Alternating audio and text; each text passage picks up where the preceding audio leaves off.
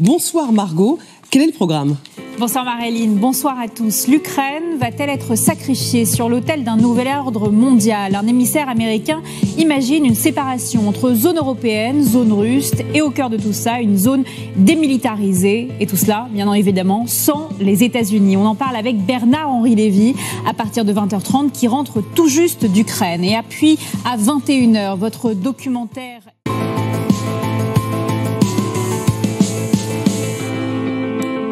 L'Ukraine va-t-elle être divisée comme Berlin en 1945 ? Nouveau signal inquiétant venu de Washington. Un émissaire américain évoque l'idée d'un pays coupé en deux, avec forces russes d'un côté et européennes de chaque côté du Dniepr. Faut-il y voir les prémices d'un abandon occidental ? Bernard-Henri Lévy, bonsoir. Bonsoir. Je suis ravie de vous recevoir. Vous revenez du terrain, Bernard-Henri Lévy. Vous avez vu ces régions qui sont encore bombardées en Ukraine. Quel est l'état d'esprit des Ukrainiens quant à la position américaine actuelle ? Qui sont de plus en plus bombardés. Pas seulement encore. L'endroit où je me trouvais, qui était la zone de Soumy, est bombardé en ce moment même. Et lorsque j'y étais il y a encore quelques jours, plus que jamais. Il y a 3 jours, 95 missiles et drones sont tombés dans la seule journée sur la ville de Soumy. Donc ce sont des bombardements d'une intensité incroyable. État d'esprit des Ukrainiens. D'abord, ils sont occupés à faire la guerre, et si possible à la gagner, parce qu'ils n'ont pas perdu de vue cette perspective. Et puis, face à cette position américaine, ils sont juste stupéfaits. Pour eux, l'Amérique est leur ami et leur allié. Ils se vivent comme les remparts, comme les sentinelles du monde occidental. Et ces histoires de Kellogg, de Witkoff, etc., leur semblent incompréhensibles. Pour eux, c'est le monde à l'envers. Ils se vivent comme les boots on the ground du monde libre sur sa frontière la plus exposée. Donc ils ne comprennent pas. Et pourtant, ce sont des gens intelligents. Ce sont les soldats ukrainiens, sont souvent des professeurs, des médecins, des ingénieurs engagés et qui sont intellectuellement tout à fait brillants.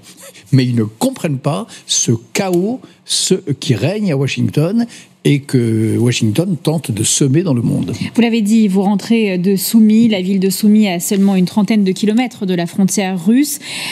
Presque quotidiennement ciblée par les bombardements, l'Ukraine dit anticiper une offensive russe contre les régions de Kharkiv et de Soumy dans les prochains jours. Regardez ce que dit le commandant en chef Oleksandr Syrski. L'offensive de printemps de la Russie contre le nord-est de l'Ukraine a déjà commencé. Est-ce que les Ukrainiens, de ce que vous avez vu sur le terrain, sont en capacité de contrôler une offensive dans le nord-est de l'Ukraine à l'heure actuelle ? Eh bien, je crois que oui.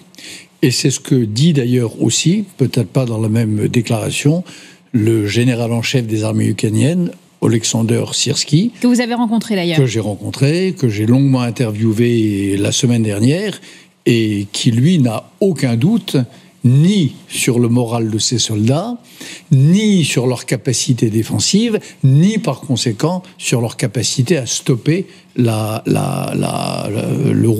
soi-disant rouleau compresseur russe. Vous savez, dans toutes les guerres, depuis l'Antiquité, depuis Thucydide et Hérodote, il y a une loi absolue.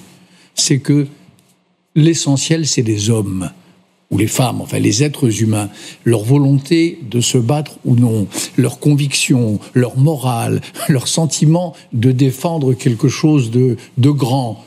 Et de l'autre côté, des mercenaires et de la chair à canon. Donc c'est ça la guerre Ukraine-Russie. D'un côté, vous avez des patriotes ukrainiens et européens en Ukraine, et ça, je le vois tous les jours dans tous ces reportages que j'ai fait.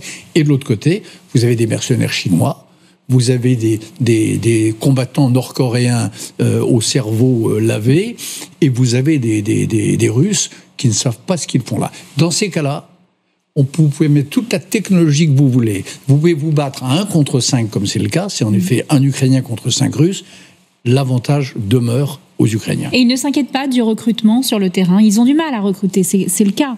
Est-ce qu'ils ne vous en parlent pas d'une certaine manière, ou ils voient certaines défections, certaines générations qui ne veulent pas se battre ? Vous savez, les médias, et c'est leur rôle, et ils ont bien fait, ont monté en épingle des épisodes de défection, notamment la brigade Anne de Kiev, où il y a eu des désertions. J'ai été embedded à Pokrovsk avec la brigade Anne de Kiev, sous le commandement d'un nouveau colonel qui s'appelle Taras Maximov et qui a remis la brigade Anne de Kiev d'équerre. Aujourd'hui, elle est sur le point le plus exposé du front de Pokrovsk. C'est elle qui mène les actions, les opérations les plus risquées. Et je peux vous dire qu'il n'y a pas de climat de défaitisme, qu'il n'y a pas de problème de désertion et que personne ne songe à tout ça.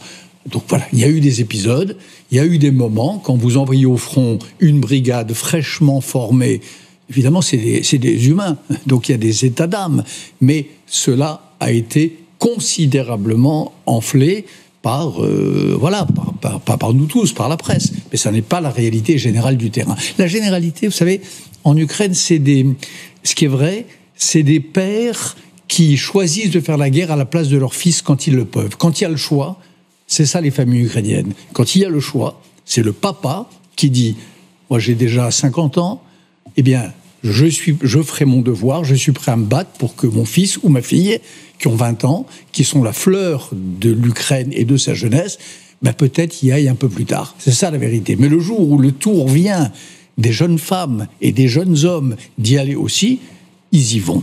Ils y vont. Et c'est mon expérience, encore une fois. Vous savez, depuis 3 ans, il n'y a pas un endroit au monde, je crois, à part Paris, où j'ai passé autant de temps qu'en Ukraine. Donc je sais, j'ai fait 3 films, bientôt un 4e. Il n'y a pas de problème de recrutement. Sauf que un pays de 40 millions d'habitants, c'est pas la même chose qu'un pays, en effet, 3 fois plus peuplé ou 3 fois et demi plus peuplé comme la Russie, c'est vrai. J'aimerais qu'on s'attarde un petit peu sur ces déclarations de l'émissaire américain Keith Kellogg. Alors, Keith Kellogg avait été mis un peu de côté, il faut le dire, au profit de Steve Witkoff dans ces négociations. Il s'est exprimé dans les colonnes du quotidien britannique The Times. Il suggère une séparation du pays sur le modèle de Berlin post-guerre. On va voir donc cette partition qui a été proposée avec d'un côté une zone très clairement à l'ouest, une zone franco-britannique, la Russie à l'est et les troupes ukrainiennes au milieu avec une zone démilitarisée entre les deux belligérants. Et bien évidemment, les États-Unis n'enverraient aucune force armée. Que pensez-vous de cette proposition ? Le modèle de Berlin, tout de même, rappelons-le, ça a été fait alors que Berlin était dans une défaite. Est-ce que l'Ukraine a perdu ? Est-ce qu'on peut faire ce genre de proposition quand on est américain, Bernard-Henri Lévy ? Si c'est vrai, il n'est pas sûr que ça soit vrai, puisque Keith Kellogg a démenti ses propos, les a rectifiés et a dit qu'il avait été mal interprété. Il a dit qu'il n'avait pas dit partition, mais il ne revient pas totalement sur l'entièreté. Si c'est vrai, ou la part de cela qui est vrai, est scandaleuse. On ne peut pas comparer un pays nazi vaincu comme l'Allemagne en 1945 avec la pointe avancée du monde démocratique aujourd'hui qu'est l'Ukraine. On ne peut pas comparer les deux. On ne peut pas comparer un pays défait, comme était l'Allemagne, et un pays qui, au minimum, fait jeu égal avec la Russie. Attendez, moi, je pense que l'Ukraine peut encore gagner. Je vous permets d'en douter, mais enfin, il y a une chose qui est incontestable, c'est que pour l'instant, personne ne gagne. Que les Russes, les fameuses avancées des Russes, quand ils conquièrent un village, ils prennent 2 kilomètres. Il leur faudrait, je crois, 50 ans ou 75 ans ou 100 ans au rythme où ils vont pour envisager de conquérir l'Ukraine. Donc, ça n'a pas de sens. C'est abject, la comparaison. Comparer l'Ukraine avec l'Allemagne nazie est dégueulasse. C'est dans la ligne des déclarations inconsidérées du président Trump lorsqu'il disait que Volodymyr Zelensky était un dictateur et ainsi de suite. Et puis, ça n'a juste pas de sens. Je ne peux pas croire qu'un général aussi expérimenté que le général Kellogg puisse vraiment penser cela. Mon interprétation personnelle, c'est qu'en effet, cette administration qui, comme je vous le disais tout à l'heure, crée le chaos, à dessein, pour voir ce que ça donne. Comme dit M. Daim-Poli dans un livre ancien, ce sont des ingénieurs du chaos. Il est possible que tous ces gens-là lancent des propositions pour voir ce que ça donne, pour voir comment on réagit, pour voir comment les Européens, est-ce que les Européens sont aussi à terre qu'on le croit ? Est-ce que nous sommes vraiment les sous-hommes que les suprémacistes américains ou les partisans de l'America First imaginent ? Est-ce que les Ukrainiens sont, comme le leur a dit Poutine, et comme il le leur répète dans le creux de l'oreille à Saint-Pétersbourg, est-ce que les Ukrainiens sont eux aussi une fausse nation, etc. c'est des ballons d'essai. Voilà. Dans le meilleur des cas, enfin dans le pire des cas, s'il a vraiment tenu ces propos-là, ce sont des ballons d'essai. Personne ne peut, à la Maison-Blanche, imaginer sérieusement cette hypothèse. Puisque vous mentionnez Julian Oda-Ampolis, je me permets de faire de même. Son nouvel ouvrage s'appelle « Les prédateurs ». Est-ce que les Américains sont devenus des prédateurs ? Les Américains sont devenus... D'abord, ils ont renoncé... Pour l'instant, ça ne va pas durer. Je crois que c'est une parenthèse dans l'histoire américaine. Mais pour l'instant, ils ont renoncé à leur vocation. Ça, c'est vrai. Ils ont renoncé à leur pacte fondateur. L'Amérique a été faite, a été créée afin de développer, de promouvoir et de montrer sous son visage de la plus grande excellence l'esprit démocratique et les libertés. L'Amérique, c'est la patrie de la liberté. La statue de la liberté qui est qu'on voit à l'entrée de New York, c'est ça qu'elle veut dire. Donc, que Raphaël Glucksmann a demandé de rendre, d'ailleurs. L'Amérique a tourné le dos.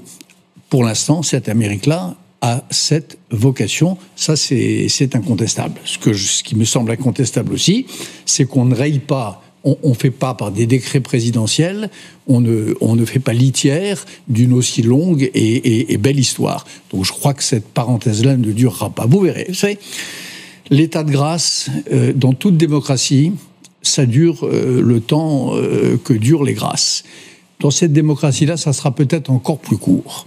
Et on va voir. La société américaine est déjà en train de se réveiller face à ces espèces de coups de boutoir que donne cette administration à leurs principes, à leur credo fondateur. Une administration représentée à l'étranger par cet homme, Steve Witkoff, qui était à Moscou hier. Regardez ce que les responsables américains ont rapporté d'ailleurs après une réunion la semaine dernière à Washington avec Kirill Dmitriev. Les moyens le plus rapides d'obtenir un cessez-le-feu en Ukraine est de soutenir une stratégie qui donnerait à la Russie la propriété de 4 régions de l'Est de l'Ukraine qu'elle a tenté d'annexer illégalement en 2022. Alors c'est peut-être la première fois qu'on entend annexer illégalement, même si les propos reflètent tout de même le narratif russe, puisqu'écoutez ce que dit Sergueï Lavrov.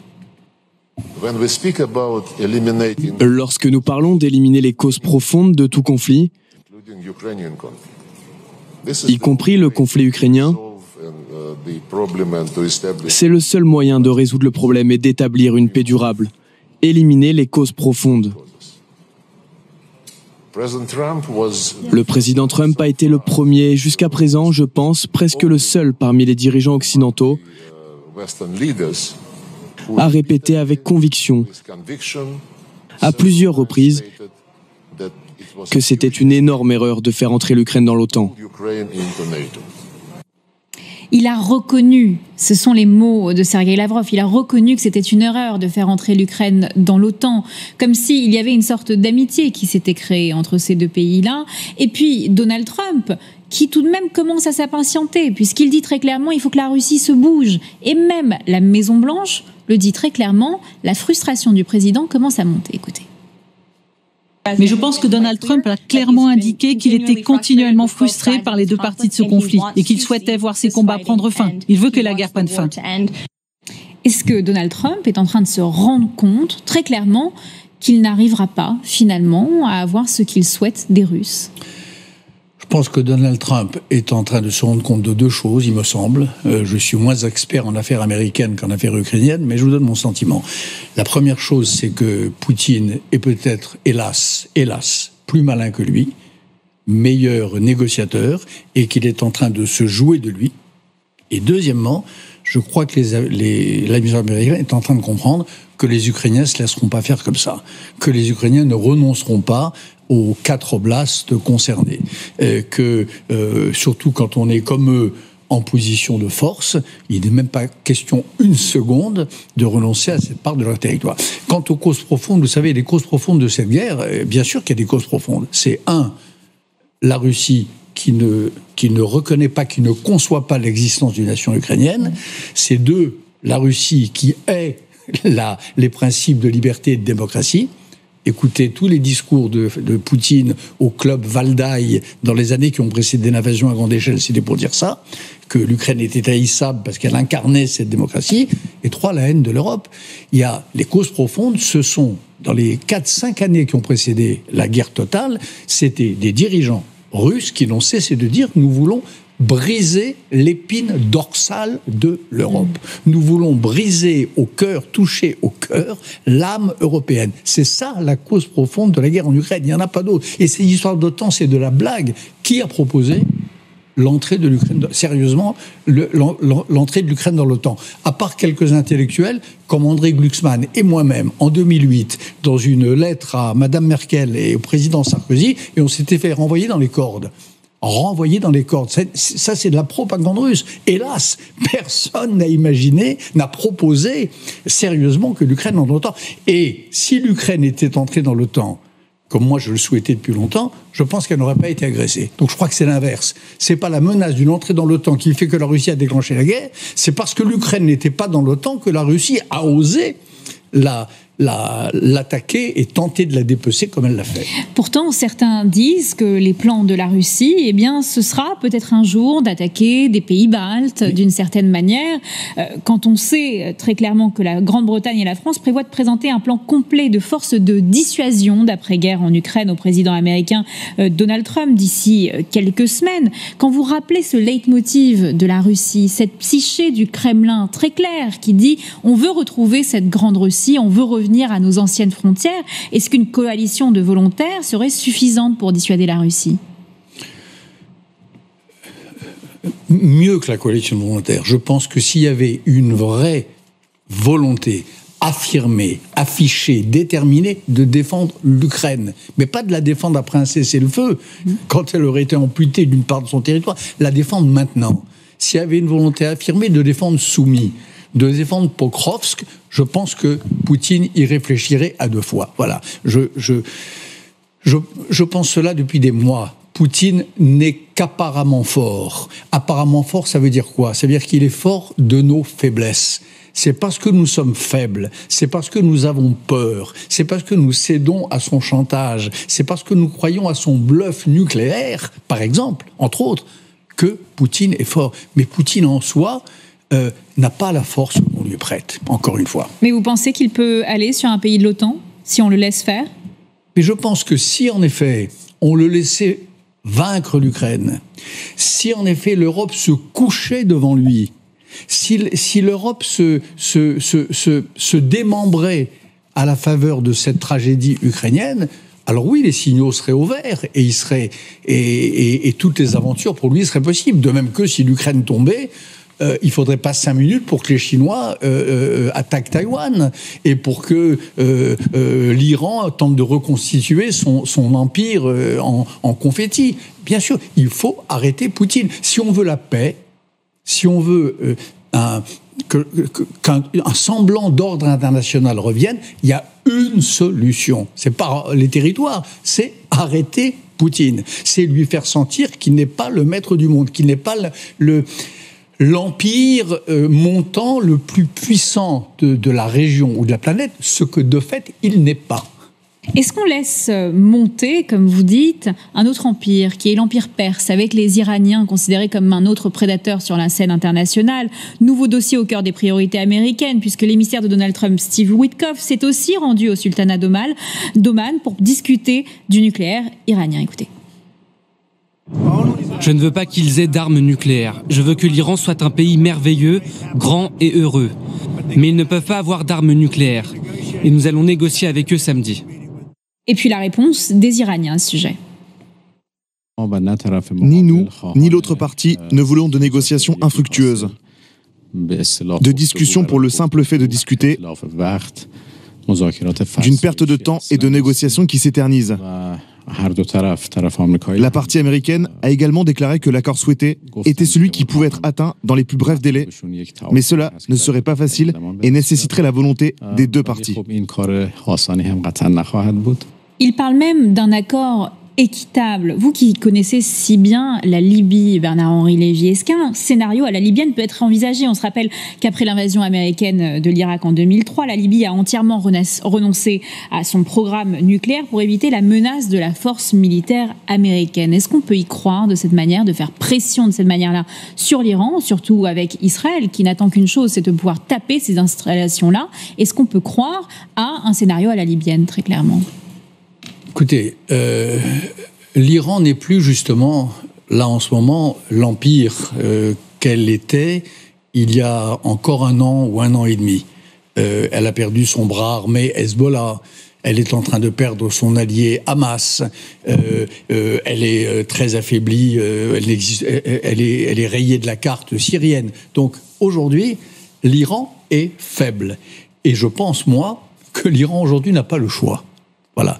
Et je vous invite à lire la semaine prochaine dans le Wall Street Journal un article de John Kerry, l'ancien candidat à la présidentielle américaine, et de Tom Kaplan, qui est un philanthrope américain, qui explique tout à fait cela. Comment aujourd'hui les Iraniens sont pris à la gorge et comment ils n'ont pas d'autre choix que d'accepter de négocier. Mais négocier quoi ?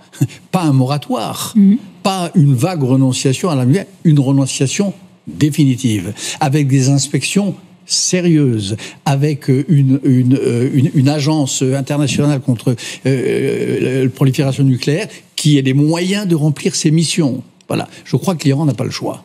C'est ma conviction profonde et c'est ce qu'explique ce papier-là qui paraîtra lundi ou mardi. Pourtant, Benjamin Netanyahou, le Premier ministre israélien, lui souhaitait une pression maximale sur l'Iran. Tel Aviv nourrissait même l'espoir de pouvoir frapper militairement les sites d'enrichissement de l'uranium du régime iranien.